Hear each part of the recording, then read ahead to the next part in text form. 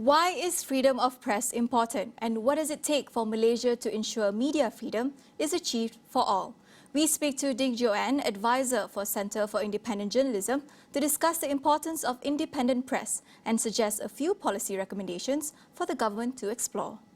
In an ideal democracy, the press is independent and credible and can be trusted by the public to provide fact-checked, verified coverage. For example, in this pandemic, they are so important to give us, verifiable, credible information. So any interference in media independence by governments or corporations will affect the media's ability to carry out their crucial role.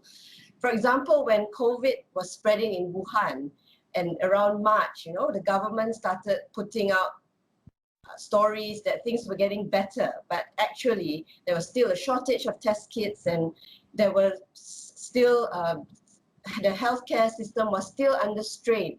So when the media is not able to cover these kinds of stories, people on the ground in real life will suffer real life consequences. So when the government interferes with how the media do their job and force them to only say nice things about the government, then crucial knowledge, whether it's about a pandemic or about corruption cases like 1MDB or deaths in custody, these will all be kept from the public.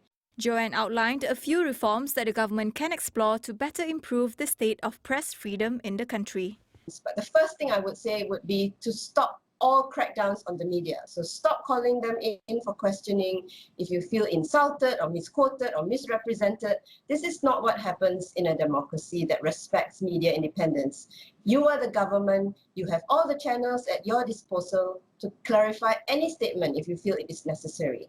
Now, the legal structures that allow the government and authorities to do this should be dismantled.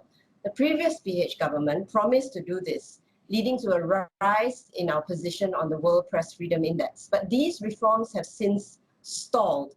So the Printing Presses Publications Act, the Sedition Act, Section 233 of the CMA, the Official Secrets Act, there is a whole host of laws that are still used to intimidate the media, and these must be repealed or reformed.